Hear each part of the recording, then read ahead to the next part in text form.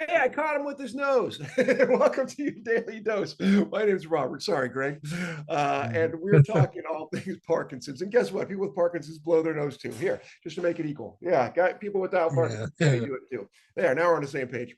Um, yeah, we were talking about, you know, what people think, and you brought up a really, what I've heard frequent, unfortunate part of dealing with living with Parkinson's is if you happen to be doing relatively well, or people see you in a good on cycle, you've exercised, your meds are working well, there's nothing wrong with you. And it's like they want to deny that you have Parkinson's because they don't see the whole picture. The times when you are struggling or when it isn't working the way you wish it were. There's no blanket answer for this thing. And that's why, again, back to what I was saying, and then you jump on this, that it's so important for people with Parkinson's, not from a complaining standpoint, but just to tell the whole story. Yeah, yeah, you see the good stuff, sure. When I choose to present it, the things you don't see, I'm going to tell you about in the way that I wish to tell you about. But you need to know the whole story. That's my take. yeah.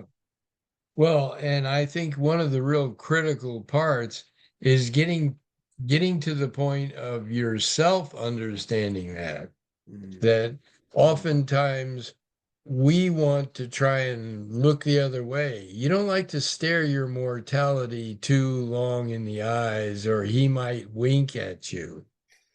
And oh, it's your turn. And you're like, oh boy.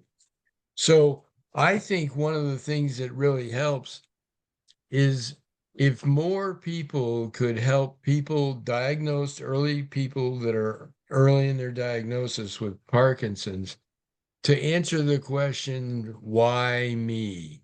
mm, So many people get hung up. In America, we love to have maps. sure. Let's have a map. And as long as it is an accurate depiction of reality, and has all the new roads on it and is in the exact same place that you're in. Because you could have a really cool map of Seattle. Yeah, That's not going to help me too much. right. And I use the analogy often that I think we people with Parkinson's, we need to learn to navigate with compasses. Hmm. Because if you have a compass, you are relying on longitude and latitude, that magnetic force of 385 Thrive that I talk about our support group.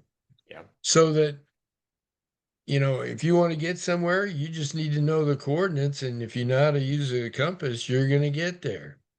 Well, I think in terms of north as being intelligence. Okay. What do you know about Parkinson's?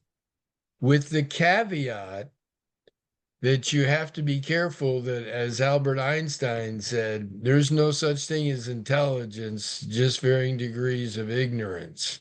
That's a good take. Yeah, because you're right. Last People night I was close off reading intelligence, right? They yeah, just they try to say it's not a closed set, basically, right?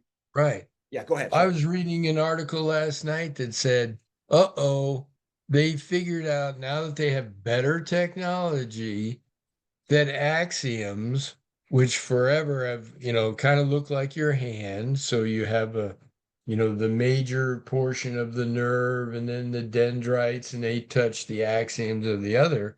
And that's how you fire information off. And that's what goes wrong with Parkinson's.